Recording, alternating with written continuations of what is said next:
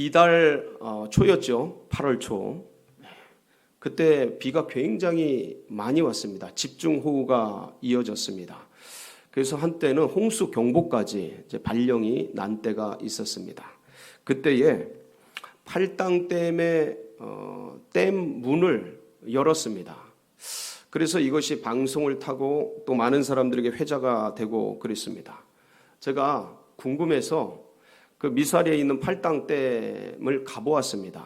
그랬더니 거기 방송국에서 온 그 중계방송 차들이 쫙 한편에 있더라고요.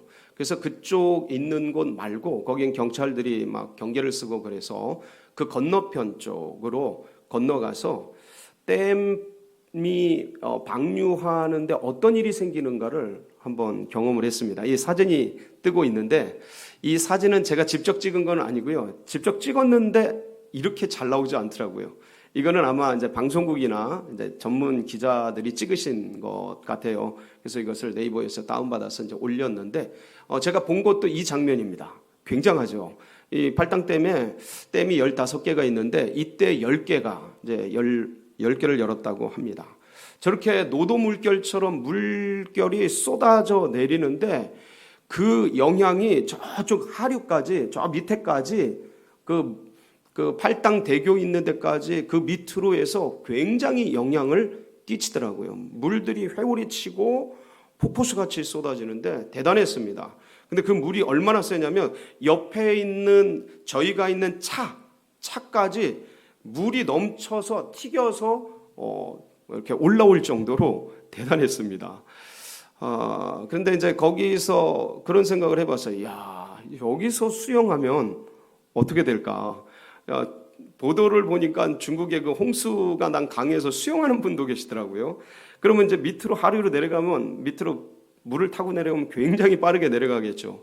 그리고 여기서 배를 타면 고무보트 이런 배를 타면 어떨까? 아주 그 물살을 타고 내려가면 이제 극한의 스포츠를 좋아하는 분들은 계곡물 이런 거 타고 내려가듯이 그런 걸 이제 타고 내려가면 아마 굉장히 빠를 겁니다. 그런데 대부분은 굉장히 어려울 겁니다. 수영을 한다든가 배를 탄다든가 그 소용돌이에서 말리고 그러면 굉장히 위험한 그런 상태에 이를 텐데 그렇게 해서 팔당댐의 그 방류 모습을 보았습니다.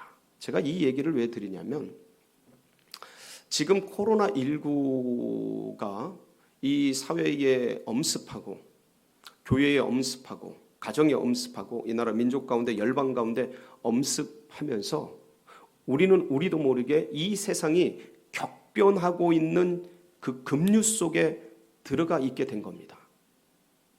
그러니까 이걸 인정하든 못하든 인지하든 못하든 우리는 이미 그 급류 속에 들어와 있는 겁니다. 그러니까 엄청나게 빠르게 바뀌고 있는 거예요. 그러니까 전에 1000년에 변할 게 근대 100년 만에 변했고 근대 100년 만에 변하던 게 지금 수년 만에 변하는 그런 엄청난 빠른 속도로 사회가 급변하고 있는데 그중에서 현재 변하고 있는 이 올 한 해 변하고 있는 이 변화의 양은 아마 수십 년, 수백 년에 걸쳐서 이루어져야 될 게 지금 갑작스럽게 우리 곁에 찾아와 버린 겁니다. 그런데 이 사회적 격변 속에서 장단점이 있죠. 빠르게 변하면서 거기에 부응하고 타고 가는 사람들이 있을 수 있고 그러나 이 빠른 변화 속에서 굉장히 어려움을 당할 수도 있는 것입니다.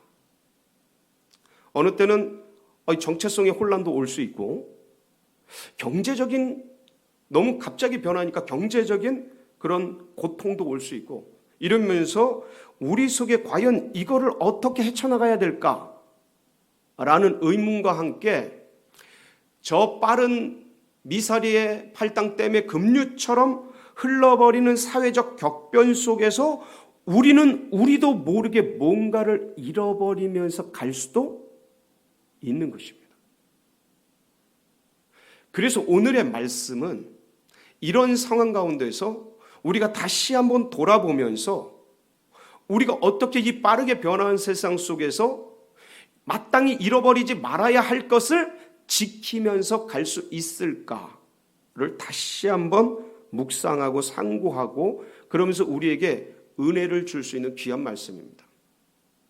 여러분, 오늘의 이 말씀이 여러분 가슴속에 잘 박힌 모처럼 새겨져서 일평생 귀중한 푯대처럼 붙들고 살아가는 은혜의 말씀 되시기를 축복합니다. 오늘 주인공이 등장하죠. 누구죠? 한 여자, 어떤 여자입니다. 여자가 주인공이에요. 누가복음에는 여자와 가난한 자, 약한 자들에게 관심이 굉장히 많습니다. 근데 한 여자가 등장하는데 이 여자는 결혼을 한 여자일까요? 아닐까요? 잘 모르시겠다고요? 여러분, 결혼을 한 여자입니다. 어떻게 알 수 있습니까? 한 여자가 뭐가 있어요? 10드라크마가 있는데, 이 10드라크마는 오늘날로 말하면 결혼 반지 같은 겁니다. 그러니까 2000년 전에 있었던 유대 문화인데, 그런데 이제 오늘날로 이제 우리가 편하게 이해하자면 결혼 반지나 아니면 결혼 목걸이 같은 예물입니다. 그러니까 예물이 있는 여인이에요. 그러니까 결혼을 한 여자이죠. 근데 이 10드라크마, 이 드라크마가 뭡니까? 드라크마는 그리스의 동전 단위입니다. 은전인데, 이렇게 생겼죠. 이렇게 은전 단위입니다. 한번 더 넘겨볼까요? 이렇게 생겼고, 드라크마는 지금도 그리스에서 쓰이고 있죠. 이게 오래된 역사 속에 있는 화폐입니다. 이런 은전이 드라크마인데, 한 드라크마는 어느 정도의 값어치가 있냐면, 한 드라크마 자체가 한 사람이 하루 동안 노동한 양만큼 주어지는 품삯입니다. 다시 한번, 한 드라크마는 1인이 노동을 해서 받을 수 있는 품삯이 한 드라크마예요. 그러니까 지금 어느 정도로 이제 올랐는지 제가 자세히 모르겠습니다. 근데 보통 한 10만 원 정도 노동을 하면, 힘든 일을 하면 좀 더 받겠지만 보통 한 10만 원? 그 정도 받을 수 있겠죠. 그래서 한 드라크마를 10만 원 정도로 생각하시면 맞을 겁니다. 이 드라크마는 이게 그리스에서 쓰이던 건데, 헬라 시대에 쓰이던 건데, 로마 시대 때는 데나리온이라는 그 동전하고 같은 값입니다. 그러니까 그리스의 드라크마와 로마의 데나리온이 같은 값이에요. 한 사람의 하루 동안 일한 노동 품삯. 그러니까 10드라크마니까 어느 정도 값어치가 있는 거예요? 지금 오늘날로 말하면 한 100만 원 정도의 값어치가 있는 그러한 돈입니다. 근데 이 드라크마가 10개가 모인 이 돈이 100만 원 정도의 값어치가 있다라는 것은 그냥 돈으로 환상한 겁니다. 그런데 이 여인에게 이 10드라크마는 돈으로 환산할 수 없는 엄청난 것입니다. 무슨 말씀이냐면, 이 유대 사회, 2000년 전 유대 사회에서 사실은 여자, 아이, 이러한 분들은 오늘날과 같은 대우를 받지 못하고 살았습니다. 그러니까 여인이 마치 남자의 부속물처럼 그렇게 취급받던 시대입니다. 지금으로서는 상상할 수 없죠. 그런데 이 시대 때는 그게 너무나 당연했습니다. 왜냐하면 전쟁의 시대이기 때문에 힘이 세고 싸움을 잘하는 남자들만 인정받던 시대예요. 그러니까 여인들은 거의 부속물처럼 그렇게 취급받던 것들이 당연시 되던, 아무도 누가 뭐라 그러지 않던 그런 시대였습니다. 이런 시대적 배경을 우리가 이해하고 이 10드라크마를 접근해야 됩니다. 이런 때에 한 남자와 한 여자가 사랑을 했어요. 결혼을 하게 됐어요. 약혼을 했는지 그 과정을 거쳤는지, 사귀는 과정을, 연애의 과정을 거쳤는지 안 거쳤는지 몰라요. 분명한 건 이 여인과 이 남자가 이제 결혼을 하게 됐습니다. 근데 이 당시에 주인격인 사람이 남편이에요. 거의 종처럼 그렇게 섬기던 여인이 부인입니다. 근데 이 신부에게, 이 부인이 될 사람에게 신랑으로서 내가 당신을 사랑합니다. 내가 당신만을 섬기겠습니다. 내가 당신의 남편입니다 하면서 예물로서, 사랑의 증표로서 지참금으로 준 것이 10드라크마예요. 물론 다른 것도 줬죠. 다른 것도 줬는데 장인에게도 주고 그러는데 이 여인에게 주는 것은 10드라크마였던 거예요. 그러니까 이 10드라크마는 이 여인에게 100만 원을 주고 그냥 살 수 있는 그것이 아닌 거예요. 수많은 반지가 있지만 내 신랑이 나에게 준 결혼 반지는 특별한 의미가 있지 않습니까? 마치 그와 같은 거예요. 수많은 반지가 있지만 이 반지만큼은 다른 거예요. 왜냐하면 남편이 결혼 예물로 사랑을 담아서 주었기 때문이죠. 이 여인에게 10드라크마는 그런 거예요. 그런데 시대적 상황이 하도 여자들을 사람 취급하지 않던 시대이기 때문에 여러분 놀라지 마십시오. 10드라크마 중에서 1드라크마를 잃어버린다는 의미는 다른 1드라크마 갖다 끼면 되지 이런 게 아니고 이 여인이 남편에 대한 존중과 사랑을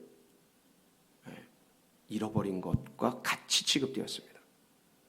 그래서 뭐까지 가능했어요? 드라크마를 잃어버리면 이혼까지 가능했어요. 그러니까 이게 굉장히 지금 생각하면 도무지 이해가 되지 않는 그런 문화이지만 이게 실제적이었고 그 시대에 이게 통용되던 그런 거였습니다. 여러분 우리 조선시대가 100년 전이 조선시대입니다. 근데 그 시대에 뭐가 있어요? 보쌈이 있었고 그 다음에 여러분 그 아들을 못 낳으면 여자로서 취급을 못 받던 그런 시대가 100년, 200년 전이었습니다. 그러니까 2000년 전에 이런 문화는 정말 우리가 상상할 수 있는 것이죠. 그래서 이렇게 이 10드라크마의 의미가 그런 것이다.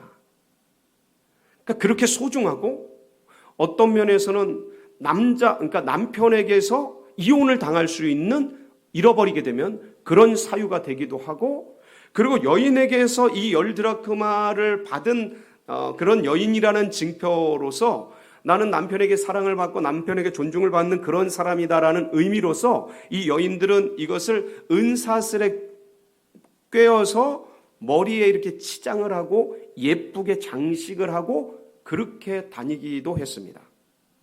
그러니까 굉장히 이게 의미가 있는 거예요. 귀중한 거란 말이에요. 소중한 거란 말이에요.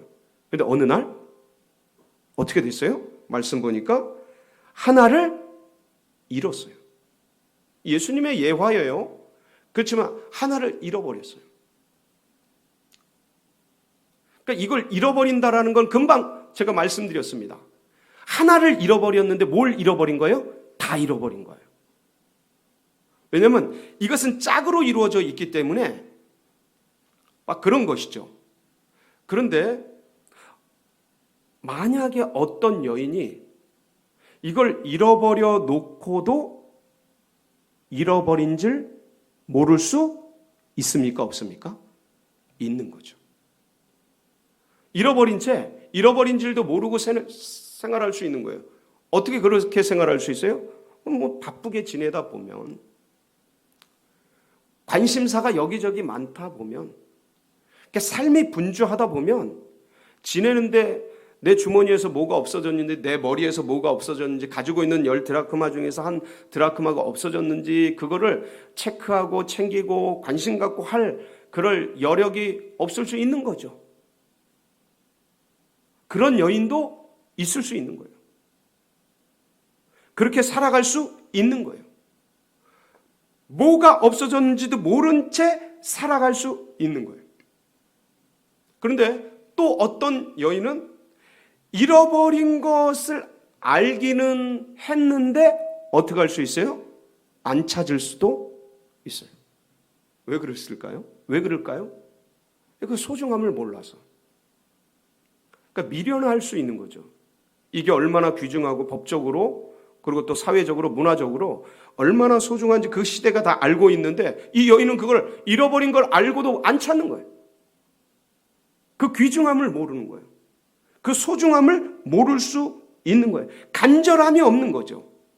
거기에 묻어있는 의미들 그런 것들을 알 수 없는 그런 사람도 있는 거예요. 야, 잃어버린 걸 알고도 안 찾는 사람, 안 찾는 여자.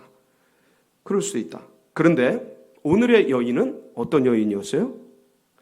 잃어버린 걸 알고 찾으려고 하는 여인이었어요. 그러니까 이 여인은 드라크마가 없어진 걸 알고 찾기 시작했어요. 자, 그런데 잃어버린 걸 알고 찾는데 이 찾는 과정도, 찾는 부류도 세 가지의 부류가 있을 수 있어요. 어떤 부류가 있을 수 있어요? 하나는 찾다가 그냥 말아버리는 거예요. 찾다가 말아버리는 거예요. 좀 찾아보고 쓸어보고 이렇게 손 넣어보고 여기 밑에 들어갔나 찾아봤는데 없어. 아유, 없나 보다. 잃어버린 걸 찾다가 말아버릴 수 있는 거죠. 그런 여인도 있어요. 왜 없겠습니까? 두 번째 부류는 어떤 분이에요? 열심히 찾는 사람이에요. 열심히 찾아봅니다. 어디 들어가 있나? 의자 밑에도 찾아보고 책상 밑에도 찾아보고 저 구석에도 찾아보고 막 그 어두운 데서 찾아보고 손 넣어서 찾아보고 열심히 찾을 수 있어요. 그런 부류가 있을 수 있어요. 근데 열심히 찾았지만 안 나와. 그래서 어떻게 해요? 그만 둘 수 있지요. 두 번째 부류예요. 마지막 부류. 찾을 때까지 찾는 거예요. 언제까지요? 찾기까지, 발견하기까지, 그것을 손에 쥐을 때까지 그 찾기 시작한 거예요. 이 여인은 어떤 여인이었어요? 세 번째 부류였어요. 말씀을 보니까 8절, 어떤 여자가 10 드라크마가 있는데 하나를 잃으면 등불을 켜고 그리고 집을 쓸며 찾아내기까지 부지런히 찾지 아니하겠느냐. 이 당시에는 창문이 별로 없었습니다. 이 유대 사회의 집이. 그러니까 그거를 찾기 위해서 등불을 켜는 거예요. 어두우니까 손으로, 발로, 맨발로 이렇게 찾아볼 수도 있지만, 왜냐하면 그때 당시에 이게 굉장히 등불 한 번 켠다는 게 지금처럼 불 한 번 켜고 이런 일이 아닌 거예요. 굉장히 소중한 일이에요. 불 하나 켜는 것도. 그런데 그걸 찾기 위해서 불을 켜는 거예요. 등불을 켜는 거예요. 그리고 집을 쓸며 당시에 그 집 문화 자체가 방 바닥이 지금처럼 깨끗하고 좋은 그런 바닥이 아니고 흙바닥일 때도 있고 돌바닥일 때도 있고 여러 유형의 그런 모습들의 집이 있었습니다. 그러니까 등불을 들고 집안을 쓸면서 흙인지 돌인지 쓸면서 그 틈에 들어가 있는지 어디에 들어가 있는지 하나하나 방 전체 구석구석을 찾아다니면서 언제까지? 말씀 보면 찾아내기까지, 발견하기까지 어떻게 해요? 부지런히. 부지런히는 뭐예요? 집중해서 에너지를 모아서 노력하며 다른 것을 신경 쓰지 않고 거기 올인해서 부지런히 찾기 시작한 거예요. 여기서 찾지 아니하겠느냐 할 때 이 찾다라는 단어가 제테이라는 단어입니다. 제테이라는 단어인데 이거는 현재, 그러니까 현재형으로 쓰여 있어요. 직설법 현재형으로 헬라어로 쓰여져 있는데 이건 뭐냐면 계속해서 반복해서 현재적인 진행의 의미를 표현할 때 쓰는 단어예요. 직설법 현재라는 단어가. 그러니까 그걸 찾기 위해서 계속적으로 부지런히 찾아다닌 거예요. 그래서 찾게 되고 그리고 그 기쁨과 즐거움을 모든 사람과 주위에 있는 여인들과 함께 나누기 위해서 초대해서 같이 먹고 마시면서 누리는 거예요. 아마 많은 사람들을 초대했기 때문에 그 한 드라크마 찾은 그것보다 더 많이 쓸 수도 있어요. 근데 그게 문제가 되지 않는 거예요. 왜냐하면 이 여인은 한 드라크마를 찾은 게 아니에요. 남편의 사랑을 찾은 거예요. 남편의 그 예물을 찾은 거예요. 그러니까 남편을 향한 그 첫 사랑을 회복한 거예요. 이 여인은 그런 거예요. 여인 편에서는 너무 행복하고 좋고 즐겁고 기뻐가지고 많은 사람들을 이웃을 초대해가지고 같이 잔치를 하고 먹고 마시고 누리는 그런 모습을 볼 수가 있습니다. 사랑하는 성도 여러분, 굉장히 분주하게 변화되고 엄청나게 빠르는 이 격변 시에 우리는 이 믿음의 길을 걸어가면서 우리도 모르게 무엇인가를 잃어버리고 갈 수 있는 상황 가운데 있습니다. 너무도 빠르기 때문에, 너무도 분주하기 때문에, 너무도 급격하기 때문에 무엇을 잃어버린지 모르고 갈 수 있는 상황 가운데 우리가 던져져 있는 것입니다. 많은 신앙인들이, 많은 믿음의 사람들이 이렇게 격변 시에 빠르게 변화하는 이때에 놓고 잃어버리기 쉬운 게 뭐냐면 뭐예요? 주님을 향한 첫사랑. 계시록 2장 3절에서 5절 말씀을 보면 그 계시록 7교회에게 하시는 말씀 중 첫 번째 에베소 교회에 대한 말씀이 나와요. 그 말씀을 한번 같이 읽어보겠습니다. 시작. 또 내가 참고 내 이름을 위하여 견디고 게으르지 아니한 것을 아노라. 그러나 너를 책망할 것이 있나니 너를 너희 처음 사랑을 버렸느니라. 그러므로 어디서 떨어졌는지를 생각하고 회개하여 처음 행위를 가지라. 만일 그리하지 아니하고 회개하지 아니하면 내가 네게 가서 네 촛대를 그 자리에서 옮기리라. 처음 사랑, 첫사랑. 과연 내 안에 그것이 살아있는가? 이런 급변하는 사회 속에서 코로나19로 함께 현장 예배를 드리지 못하고 각자의 자리에서 이렇게 예배드리고 있는 지금의 이 현실 속에서 내 속에 주님을 향한 이 첫사랑, 주님을 향한 사랑, 주님을 향한 애틋함, 사모함, 이것이 식어지지 않고 있는가?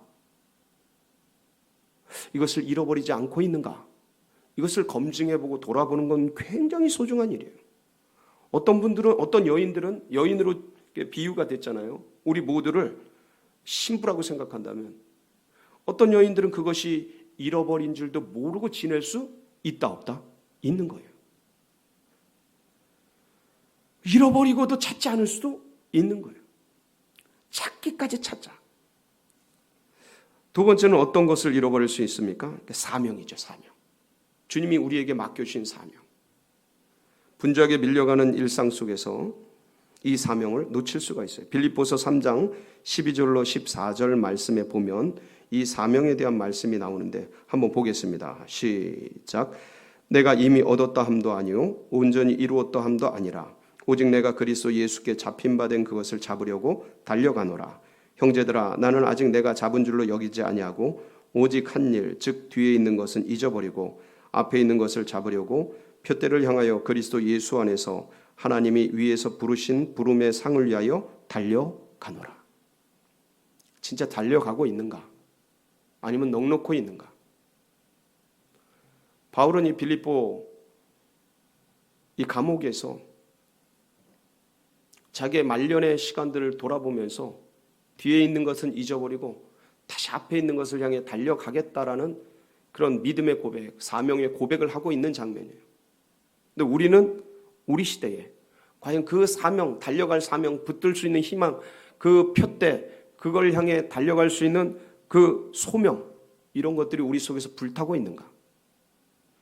아니면 휩쓸려가는 새 속의 물결 속에서 흔들리고 있는가? 어디로 모르고 어디도 모르게 떠나려가고 있는 이 부유물처럼 혹시 내가 그러고 있지는 않은지 돌아볼 그럴 귀한 말씀입니다. 또 하나는 간절함, 열정, 주님 나라를 향한 열정, 하나님 나라를 향한 열정, 그것을 향한 간절함, 하나님의 나라가 이 땅 가운데 이루어지길 소망하는 그 마음들, 이 사회 전체 속에서 일그러지고 있는, 무너지고 있는 이 사회 속에서 하나님의 나라, 하나님의 의가 어떻게 이루어질까를 간절히 사모하는 그 마음, 다음 세대가 무너지고 아이들이 해체가 되고 교회가 지금 어려움 속에 이렇게 던져져 있는 이 현실을 바라보면서 이 나라를 세우고자 하는, 하나님의 교회를 세우고자 하는, 하나님 다음 세대를 세우고자 하는 그런 열정들, 소망들, 간절함들, 그것이 우리 안에 지금 나를 뛰게 하고 있는가? 아니면 막막한 답답한 현실 속에 짓눌린 채 혹시나 행여나 눌리면서 그렇게 암울한 채 우울한 채 그 속을 걷고 있지는 않은가? 생각해 보면 그럼 내가 무엇을 잃어버린 건가? 하나님은 이 현실보다 이 세속의 힘보다 훨씬 크신 분인 것을 우리는 믿고 있는데 왜 내가 지금 이 잠시 잠깐 당하는 이 현실 속에서 눌려 있는가? 왜 막막해하고 있는가? 난 뭐를 잃어버린 건가? 난 무엇을 상실한 건가? 우리가 주님 앞에서 다시 한번 돌아봐야 할 때인 것입니다. 결국은 본질적으로 이 모든 것, 첫사랑, 사명, 간절함, 열정, 하나님 나라 전체를 합해서 예수 그리스도를 향한 간절한 마음, 내 안에서 그게 지금 작동하고 있는가? 내 속에서 그게 현재적으로 나를 끌어가고 있는 힘인가? 예수 그리스도 그분을 향한 열정과 사모함과 간절함이 내 인생을 지금 끌고 가고 있는가? 아니면 다른 무엇에 의해서 지금 끌려가고 있는가? 그냥 밀려가는 흐름 속에, 물결 속에 내 인생이, 내 삶이 나도 모르게 어디로 가는지 모르고 그렇게 떠내려가고 있는가? 아니면 아무리 거센 파도가 밀려오고 고통이 밀려오고 어려움이 밀려올지라도 예수 그리스도를 향한 그 마음을 붙들고 그 하나님이 하늘에서 부르신 그 부름의 상을 위해서 달려가고 있는가? 그리스도 예수의 주인께, 내 주인께서 나를 끌어가고 있는가? 이런 것을 생각해 볼 때 드라크마를 잃어버린 그 여인의 간절함, 그것이 우리에게 꼭 필요한 때가 아니겠는가? 사랑하는 성도 여러분, 드라크마를 찾은 여인이 찾기까지 찾았던 것처럼 저는 여기 계신 모든 성도님들, 이 은혜의 보좌 앞에 모여서 말씀을 함께하고 예배를 함께하는 모든 성도님들 가운데 이 마음이 있기를 원합니다. 찾기까지 찾자. 주님이 나를, 내 주인 되심을, 내 소중한 분이신 것을, 내 사랑인 것을, 그 마음이 회복되기까지 찾자. 그렇게 다짐하면서 달려가시기를 축복합니다. 제가 오늘 제 삶의 간증을 나누면서 말씀을 좀 마무리하고자 합니다. 지난 주일 예배를, 지난 주일 다시 재확산되면서 첫 번째 주일 방송 예배를 드리지 않았습니까? 이 자리에서 드렸는데, 예배를 드리고 나서 이제 점심을 먹고 예배를 드리고 나서 이후부터 마음속이 굉장히 혼돈스러웠습니다. 예배를 드리고 나면 기쁘고 행복하고 즐겁고 은혜롭고 막 이래야 되는데 예배를 마치고 나서 상당히 마음이 무거웠습니다. 그래서 밥 먹고 나서 내가 왜 이러지? 내 마음이 왜 이렇게 어렵지? 내 마음이 이렇게 산란할까? 그리고 그 뒤에 주어진 일들을 이제 처리하면서 여러 가지 회의도 하고 일도 하면서 주일 저녁에 이렇게 돌아오는데도 마음속에 뭔가 답답한 거예요. 뭔가 답답한 거예요. 이게 뭘까? 이 정체를 모르겠는 거예요. 내 마음이 기쁘지 않고 즐겁지 않고 해피하지 않고 주를 향한 이 뭔가 목마름 속에 갈망 속에 있지 않은 이 상태, 혼란된 마치 공중에 뜬 것 같은 무중력한 제 마음의 상태가 제가 못 견디겠는 거예요. 그게 느껴지는 거예요. 내가 왜 이러지? 그러면서 저녁에 이제 다음 날 월요일 날 말씀을 이제 준비하게 됐습니다. 말씀을 이제 준비하는데 다음 날 이제 말씀이 자기 절제와 지혜에 대한 말씀이었어요. 잠언서 29장 마지막 부분이었는데 이게 솔로몬이 두 번째 이제 단편집이거든요. 29장 마지막 그 부분이. 근데 이 말씀을 준비하는데 놀라운 말씀들이 기록되어 있는 거예요. 그 29장 15절에 보니까 뭐라고 기록되어 있냐면 채찍과 꾸지람이 지혜를 주거늘 임의로 행하게 버려둔 자식은 어미를 욕되게 하느니라.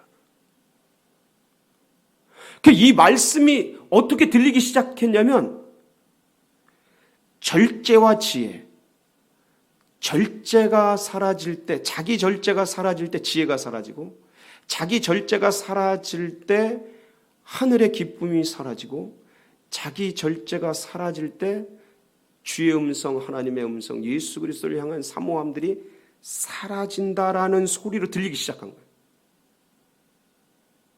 그 채찍과 꾸지람, 이런 것들을 통해서 절제를 하게 되고, 이 절제를 통해 지혜가 임하게 되는데, 그게 없으니까 채찍과 꾸지람, 나를 치고 나를 꾸지람하는 그런 것이 없어지고 해체되고 약화되면서 내 스스로의 절제가 약해지고, 그것이 지혜를 향한, 주님을 향한, 예수 그리스도를 향한 갈망의 식어짐과 사라짐과 연약해짐으로 나오게 됐다라는 것을 새벽 말씀을 준비하면서 인지하게 됐어요. 그러면서 18절, 29장, 잠언서 29장 18절로 가니까 뭐라고 나와 있냐면, 묵시가 없으면 백성이 방자히 행하거니와 율법을 지키는 자는 복이 있느니라. 여러분 아시다시피 묵시는 노 비전이거든요. 묵시가 없으면, 비전이 없으면, 목표가 없으면, 목표가 없으면 백성이 방자히 행한다. 이게 부패한다라는 거예요. 혼동스러워진다 이런 소리거든요. 그러니까 내 속에 묵시, 비전, 주님을 향한 갈망, 이게 지금 약해지고 있는 거 아닌가? 그러니까 내 마음이 부패되고, 내 마음이 어지러워지고, 내 마음이 무중력한 상태에 있고, 내 마음이 주님 예배드렸는데도 기쁨이 이렇게 없고 뭔가 무겁고 이렇게 되는 거 아닌가 하는 소리로 들리기 시작했어요. 그러면서 이 월요일 말씀이 다시 한번 재조명이 되면서 저에게 확 들려오는데, 이 잠언서 누가 썼지? 솔로몬이 썼지 않는가? 그런데 솔로몬이 가장 탁월한 지혜로운 왕이었는데, 뭐를 하지 않음으로써? 절제를 하지 않음으로써, 일천궁녀를 둠으로써 그 탁월한 지혜로운 왕이 부패하고 타락하고 하나님을 떠나고 이방신을 섬기는, 그 엄청난 하나님을 섬기는 왕이 이방신을 섬기는 타락한 왕으로 무너지는 것을, 그것이 깨달아지면서 나도 그럴 수, 절제하지 않으면 일천궁녀 같은 것들, 세상에 다양한 것들이 막 밀려오고, 여러 관심사, 유튜브, 제가 그 전주에 한 주간 휴가였거든요. 지난주일 전주에. 물론 제가 쉴 줄 아는 사람인데, 근데 쉬고 하면서 아무래도 다양한 관심사가 생기는 거죠. 그리고 유튜브나 이런 것들이 너무 재밌는 것들이 많더라고요. 말씀 보려고 들어갔는데 다른 것들도 굉장히 많더라고요. 다른 좋은 정보들도 많고. 그러면서 이게 막 들어오기 시작한 거예요. 어느덧 그 시간이 많아지기 시작한 나를 체크하게 된 거죠. 그러면서 제가 바로 이거구나, 내가 내 절제를 못했구나라는 그 포인트를 잡아내기 시작했어요. 그러면서 화요일 날 잠언서 묵상을 하는데 30장 묵상이거든요. 근데 여기에 아굴의 잠언이에요. 이게 30장이. 근데 그 아굴의 소원이 나옵니다. 아굴의 소원. 아굴의 소원이 뭐냐면 잠언서 30장 7절에서 9절 말씀인데 한번 보겠습니다. 시작. 내가 두 가지 일을 주께 구하였사오니 내가 죽기 전에 내게 거절하지 마시옵소서. 곧 헛된 것과 거짓말을 내게서 멀리 하옵시며 나를 가난하게도 마옵시고 부하게도 마옵시고 오직 필요한 양식으로 나를 먹이시옵소서. 혹 내가 배불러서 하나님을 모른다 여호와가 누구냐 할까 하오며 혹 내가 가난하여 도둑질하고 내 하나님의 이름을 욕되게 할까 두려워함이니이다. 이 아굴의 잠언을 묵상하면서 하나님이 제게 명백히 말씀하셨어요. 이 아굴의 소원이 뭐냐면 헛된 것과 거짓말을 내게서 멀리하옵시고, 이거 첫 번째예요. 두 번째는 뭐냐면 나를 가난하게도 마옵시고 부하게도 마옵소서, 이거예요. 근데 헛된 것, 거짓된 것이 뭐냐면 세속의 것이에요. 세속의 관심, 지나가는 것에 관심, 본질이 아닌 것에 대한 관심, 그러면서 마음이 막 흩어지는 거예요. 그런데 그 마음을, 헛된 것과 거짓된 것에 마음을 쓰지 않고 제가 진짜 집중해야 될 것은 그 하나님 나를 가난하게도 마옵시고 부하게도 마옵소서, 가난해서 하나님을 부끄럽게, 부해서 하나님 모른다 할까 하여 이 두 가지 소원은 합쳐보니까 하나인 거예요. 뭘 구하는 거예요? 오직 하나님만 구하는 아굴의 소원이었던 거예요. 너 진짜 그러고 있냐? 제게 그렇게 들리기 시작했어요. 너 진짜 예수 그리스도만 구하냐? 너 구하는 게 너무 많지 않냐? 너 솔로몬처럼 지금 다양해지고 있는 거 아니냐? 네 마음이 왜 그렇게 다른 곳으로 흩어지고 있느냐? 진짜 그걸 하는 동기가 예수 그리스도를 위한 거냐? 이렇게 물어오기 시작하면서 이 아굴의 소원이 내 소원이 되기를 갈망하는 마음이 생기면서 잃어버린 것이 무엇인지를 찾게 되었어요. 사랑하는 성도 여러분, 너무나 많은 관심사가 생기는 그런 시대예요. 놀랍지요? 격변 시대에 오히려 관심사가 나도 모르게 수없이 넓어지는 엄청난 파장이 생기는 그런 시대에 우리가 노출되어 있어요. 자칫 잘못하면 내가 뭘 잃어버린 줄도 모르고 지낼 수 있고요. 잃어버리고 나서도 다른 관심사가 많으니까 그건 뭐 대수롭지 않을 수 있게 지나갈 수도 있게 되는 상황이 되었어요. 간절히 원하는 것은 드라크마를 잃은 여인처럼 예수 그리스도를 향한 사모하는 마음, 주님 하나님만을 구합니다.